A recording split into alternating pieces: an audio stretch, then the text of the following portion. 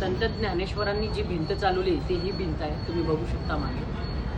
खरं तर संत ज्ञानेश्वर महाराजांना भेटण्यासाठी जेव्हा श्री चांगदेव महाराज वाघावरती बसून आले, अतिशय त्यांना गर्व होता त्यांच्या प्रसिद्धीचा,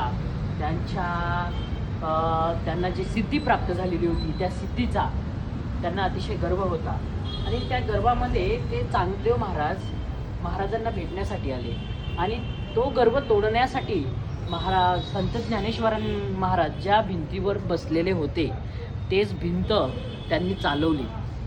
आणि ही कहाणी तिथले सगळ्या जनतेने बघितली की महाराजांचा जेव्हा गर्व हरण झालं तेव्हा ही खरी आपल्याला म्हणजे समजून येतं की किती व्यक्तीने गर्व केला पाहिजे.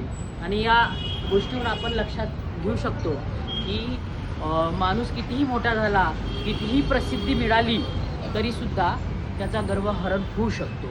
म्हणून कुणाला कधी कमी समजू नये, याच्यातून आपल्याला एक संदेश देखील आपण भेटू शकतो.